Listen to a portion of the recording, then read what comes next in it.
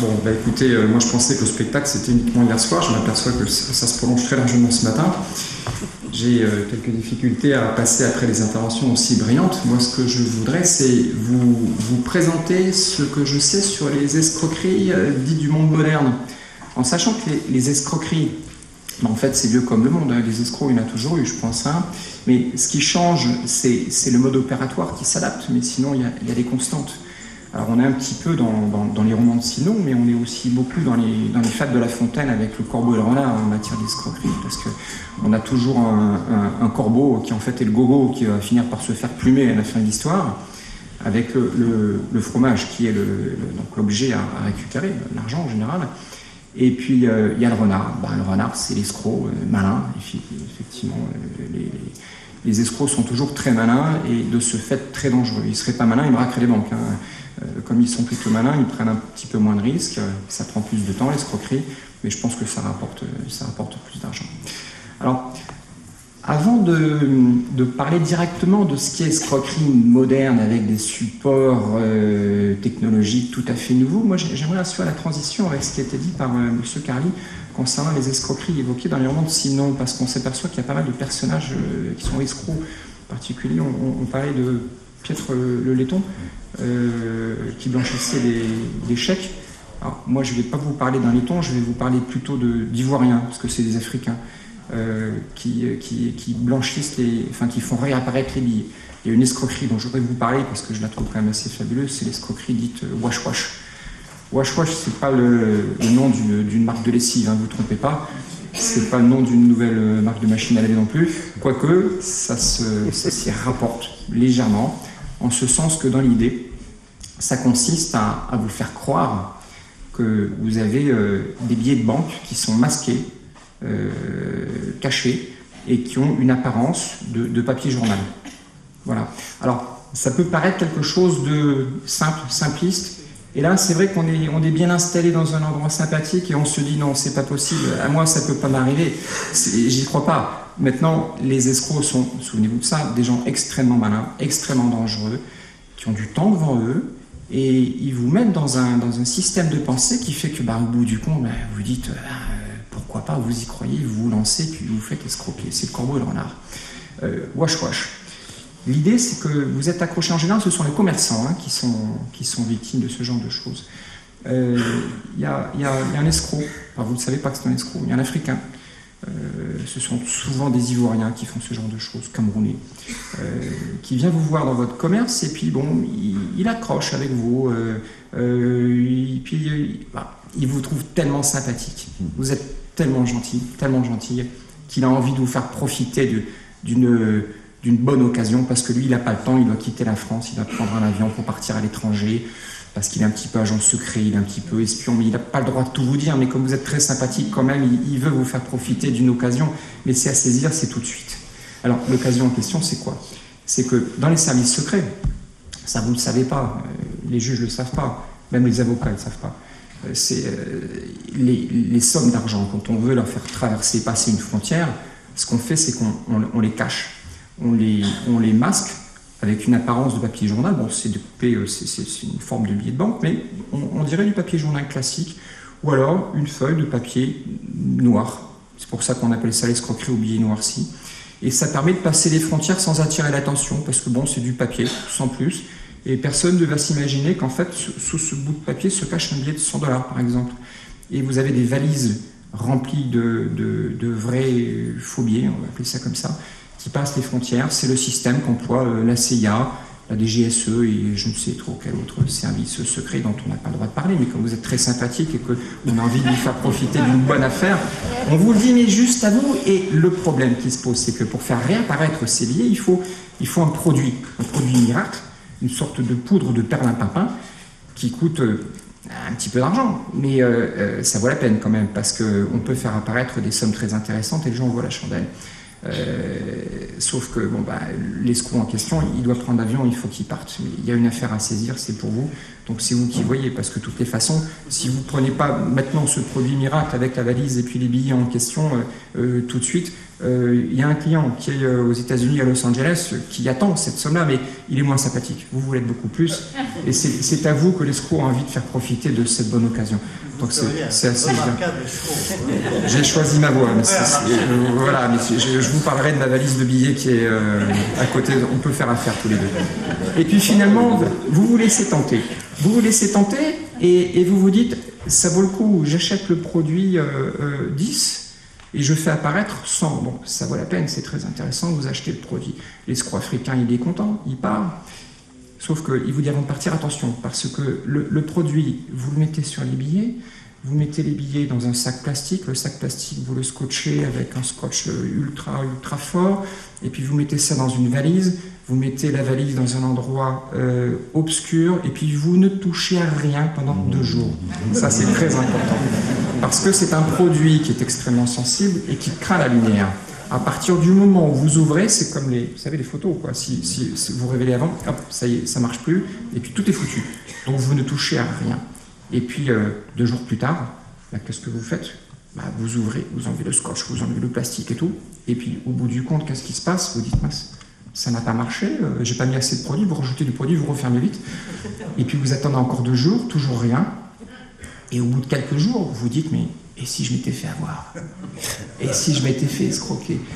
Et là, c'est pas évident pour le corbeau, la fable de La Fontaine, là, de se rendre à l'évidence justement parce que il a le choix, soit il se tait et puis il a perdu son argent, qui est déjà très loin, ou alors il va à la police et on va se foutre de lui un petit peu parce que c'est le genre de truc qui va faire rire. Enfin, pas les policiers en service parce que c'est service, mais les gens comme vous, ça fait rire, quoi. On se dit que les gens se font avoir de façon extrêmement naïve. Cela étant, on s'aperçoit que ce genre d'escroquerie-là, ça marche. Parce que les escroqueries billets noirs, wash, il y en a. Moi, j'en ai vu il y a 2 ans. Pour d'autres raisons, on est intervenu dans un magasin de téléphonie dans le nord des Hauts-de-Seine, Villeneuve-la-Garenne. Et puis, au fond d'une remise sous un escalier, on trouve une valise. Dans la valise, un sac de sport. Et puis, au poids, ça faisait 15 kilos. On s'est dit, voilà, on a trouvé 15 kilos de cannabis, au moins, peut-être de l'héroïne. Et puis, quand on a tout ouvert, on a vu des billets, enfin, pas des billets, justement, des morceaux de papier noirs, avec de la poudre. On s'est dit, c'est quoi la poudre? C'est peut-être la drogue, mais il n'y en a pas tant que ça, mais on ne sait jamais. Voilà, on a fait toutes les analyses possibles. Et à ce moment-là, le bonhomme qu'on était venu arrêter pour autre chose nous a dit, j'ai un truc à vous dire, je crois que je me suis fait avoir. Parce qu'il y a 2 jours, il y a 2 Africains qui sont venus me voir, et il nous a raconté toute l'histoire. Donc ça, c'est les billets noircis. Alors, il y a une autre escroquerie. C'est une escroquerie ancienne, là aussi, mais qui est adaptée à notre époque moderne. C'est le rip deal, vous connaissez probablement. Le rip deal, c'est une escroquerie qui vous amène à faire un change d'argent, vous échangez des euros contre des dollars, par exemple, à un taux préférentiel. Comment ça marche? C'est simple. Vous avez un château, enfin vous n'avez pas tous un château, mais j'imagine que, il y a des gens qui ont des châteaux à vendre, par exemple, de très belles résidences, et ils veulent vendre leur propriété. Bon, ils ne vont pas forcément passer une petite annonce dans Ouest France, encore qu'ils peuvent, mais ils vont plutôt passer une petite annonce dans des revues extrêmement spécialisées, Belle Demeure et ceci, cela, qui s'adressent donc à un public et une clientèle très très haut de gamme.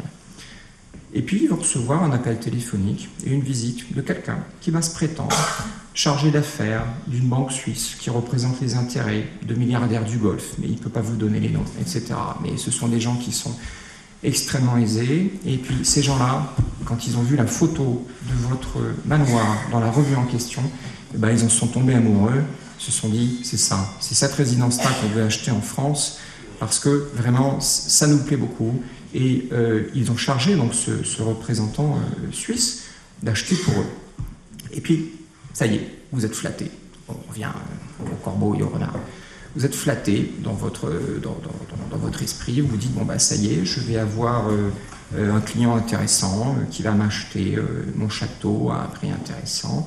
Et ce qu'il faut savoir, c'est que les escrocs, ce sont des gens qui ont un petit peu de temps devant eux et qui n'hésitent pas à amorcer la pompe, à payer un petit peu dans l'espoir d'obtenir un petit peu plus. beaucoup plus même.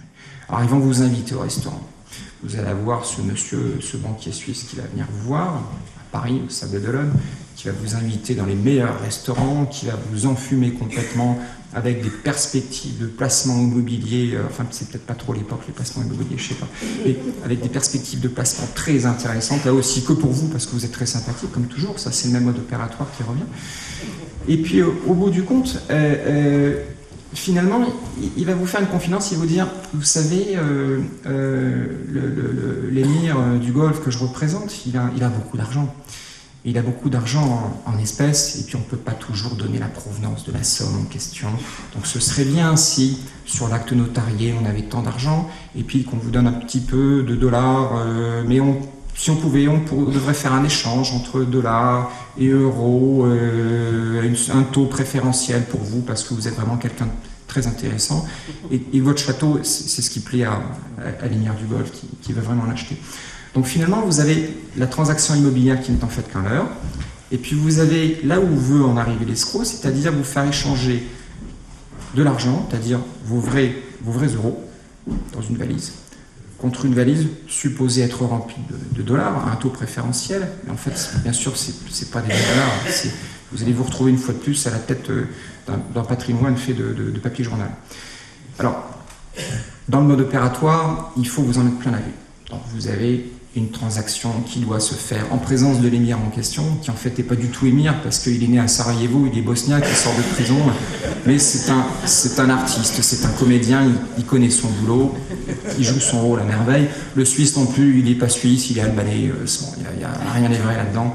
Et vous avez rendez-vous donc au Ritz, une voiture de maître magnifique se gare devant un Ritz, vous avez des gardes du corps qui sortent, l'oreillette, les lunettes de soleil, des types qui regardent partout comme si c'était les agents des secret service qui protègent Obama.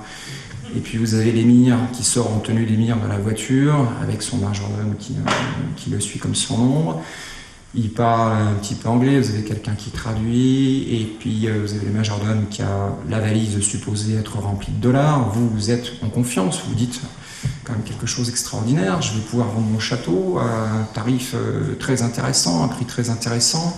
J'ai la chance de rencontrer un émir, il m'invite chez lui au Qatar, au Bahreïn, je ne sais pas trop où, pour passer mes futures vacances. Vraiment, j'ai beaucoup de chance dans la vie d'avoir rencontré ce monsieur-là. Et il y a cet échange qui arrive à se faire entre votre propre mallette avec vos vrais billets de banque et puis la mallette de l'émir en question avec juste un billet peut-être de 100 € par-dessus l'alias, puis dessous c'est encore du papier journal, quoi. Sauf que vous êtes entre gens de bonne compagnie, vous êtes entre gentlemen, donc vous n'allez pas vous mettre dans le haut du Ritz à compter les billets un par un, comme si vous étiez au fond d'un boui-boui innommable dans le 93, en Seine-Saint-Denis. Donc c'est pas comme ça que ça marche. Bien sûr, vous ne comptez pas les billets, tout se passe très bien, et puis un coup de fil, vous avez le majordome qui doit partir, l'émir qui est appelé ailleurs, je ne sais trop qui part également, et puis vous vous retrouvez à votre valise avec votre argent où il est parti, et vous vous retrouvez avec la mallette de l'émir, puis vous êtes tout seul, et puis vous regardez votre montre, et puis vous vous dites qu'est-ce que je fais? Est-ce que j'ouvre la mallette? Est-ce que je compte? Ça se fait pas de compter les billets devant tout le monde comme ça, mais ils sont partis, donc ils sont partis, je vais en profiter, je vais regarder. Et puis 5-10 minutes plus tard, vous ouvrez la mallette, vous avez un billet de 100 €, puis dessous le billet de 100 €, vous avez des coupures de journal, et vous dites, je me suis fait avoir. Le problème, là encore, c'est que, qu'est-ce que vous allez faire? Vous allez déposer plainte. Vous allez raconter à la police que vous avez échangé à un taux un petit peu spécial de l'argent. Votre argent à vous, en plus, il n'a pas forcément une provenance très claire non plus. Vous avez voulu... vous n'allez pas raconter une histoire pareille. Donc, très souvent, les victimes ne déposent pas plainte. Il y a, paraît-il, un conseiller général qui s'est fait avoir comme ça récemment. Il y a un présentateur de télévision extrêmement connu. Je ne vous donne pas le nom, mais vous le trouvez sur Internet, qui s'est fait avoir de la même manière.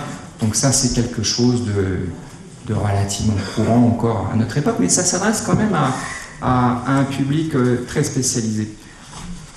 Alors, à côté de ça, vous avez, en deuxième catégorie, j'allais dire, d'escroqueries du monde moderne, vous avez les escroqueries du monde moderne qui ont pour support des supports technologiques modernes. J'ai nommé Internet. Voilà. Donc Internet, ça fait peur à tout le monde, ça fout la trouille parce qu'on se dit, moi je ne vais pas payer sur Internet, je vais me faire récupérer une coordonnée bancaire par un escroc en ligne, un hacker, comme on dit maintenant, et j'ai pas envie de payer sur Internet, c'est pas sûr. Eh bien en fait, c'est très sûr Internet. Moi j'hésite pas à acheter sur Internet, à mettre mon numéro de carte de crédit sur Internet pour acheter un billet de train ou n'importe quoi d'autre. Parce que le vrai problème, il n'est pas quand vous payez sur le net. Le vrai problème, il est quand vous allez au supermarché du coin. Quand vous payez avec votre carte de crédit que vous donnez à la caissière. Quand vous allez au magasin, on a le droit de faire de la pub pour H&M, Jennifer et tout ça, mesdames. Méfiez-vous des caissières africaines dans ce genre de magasin. Parce que qu'est-ce qui se passe?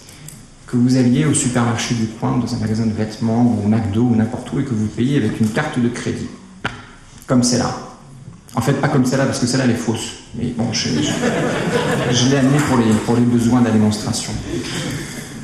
Quand vous payez sur Internet, Internet vous demande quoi? Internet vous demande de mettre, bon, outre votre nom, enfin vous inventez un numéro de téléphone 06, pareil, vous avez des entrées libres à SFR, vous racontez n'importe quoi, vous avez un numéro de téléphone. Une adresse email, vous ouvrez une adresse email avec n'importe quelle identité sur yahoo.fr. Donc ce qu'il faut, c'est des coordonnées bancaires correctes. Il faut payer en mettant votre numéro de carte bancaire, la date de fin de validité, tout ça, ça figure sur la carte, et puis les 3 petits chiffres qui sont... Bon là, je ne peux pas faire circuler cette fausse carte, quand même pas, ni la mienne d'ailleurs, mais vous avez les 3 petits derniers chiffres qu'on appelle le cryptogramme, qui figurent au verso de votre carte de crédit, et c'est les 3 chiffres qu'on vous demande pour payer quand vous achetez quelque chose sur Internet. Je reviens à ma caissière de supermarché.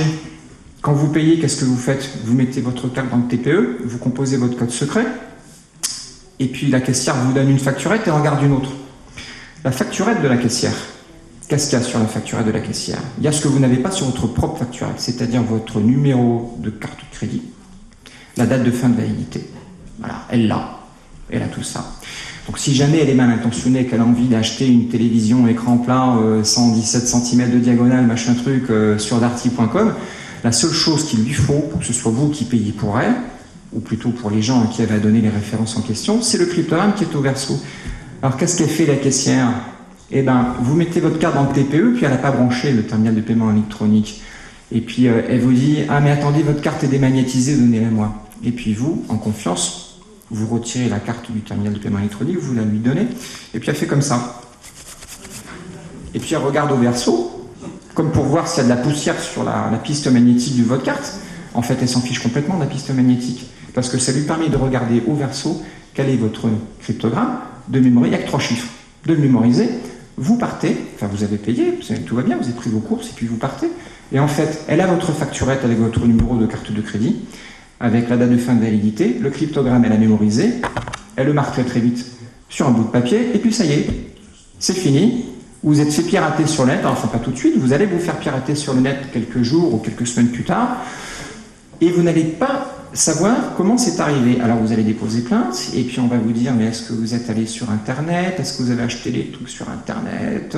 Oui, mais alors c'est la dernière fois que je le fais, alors qu'en fait, ce qui se passe, c'est que vous êtes fait avoir dans un commerce, de la vraie vie, de la vie de tous les jours, tout simplement parce que vous avez un employé malveillant du commerce dans lequel vous êtes allé quelques semaines auparavant, qui a récupéré le cryptogramme qui est au verso de votre carte et qui a sur la facturette commerçant, qui garde comme preuve de la transaction, comme preuve de paiement auprès de sa banque, qui a déjà votre numéro de carte de crédit et qui a déjà la date de fin de validité de votre carte. Donc voilà, ça, le gros danger, c'est ça. Alors, quand les gens vous disent « moi je vais pas sur Internet, je paye pas parce que sur Internet avec ma carte de crédit parce que j'ai peur des pirates en ligne », moi je leur dis ben, « si vous voulez, mais vous n'allez plus dans les magasins, dans les supermarchés, les restaurants, dans les magasins de la vraie vie pour payer avec votre carte. Le danger il est là. » Voilà. Donc ça il faut le savoir. Autre escroquerie du monde moderne, vous allez tous retirer de l'argent dans les distributeurs automatiques. Comme moi. Sauf que moi, maintenant, avant de retirer de l'argent, je mets peut-être 5 minutes pour regarder le distributeur, pour voir la tête qu'il a, pour voir s'il n'est pas piégé. Vous voyez ça? Ça, c'est ce qu'on appelle en français maintenant un skimmer. Je ne sais pas comment on dit en français. C'est un petit dispositif. Alors, on ne le voit pas parce que c'est miniaturisé, mais à l'intérieur, vous avez des puces électroniques. Et cet appareil-là ça se rajoute par-dessus la bouche d'entrée de la carte du distributeur, et ça n'empêche pas de fonctionner, au contraire, mais ce petit dispositif-là, ça permet à l'escroc de recopier, cette fois-ci, la piste magnétique de votre carte, qui va d'abord être recopiée, enregistrée dans la puce électronique de ce tout petit appareil qui se pose en 3 secondes. L'escroc va donc récupérer la piste magnétique et puis après, il va lui falloir, s'il veut faire un clone de votre carte pour faire des retraits dans un autre distributeur, il va lui falloir récupérer votre code secret. Alors votre code secret, vous regardez à droite à gauche s'il n'y a personne qui vous regarde quand vous êtes en train de taper votre code, et puis vous tapez en confiance votre code, Et bien en fait, vous le tapez en confiance, mais vous êtes espionné. Parce qu'il y a une micro-caméra, je n'ai pas porté une, mais il y a une micro-caméra que l'escroc qui a posé ce skimmer sur la bouche d'entrée de la carte du distributeur, il a eu le temps de fixer cette micro-caméra à l'intérieur du distributeur. Ça se plaque comme un faux plafond en quelque sorte. Et la micro-caméra est fixée sur le clavier du distributeur qui vous filme en train de taper votre code. Là aussi, c'est un dispositif électronique, c'est extrêmement simple. La micro-caméra et le skimmer, ce sont des périphériques d'ordinateur. Vous les branchez sans aucune difficulté sur un ordinateur.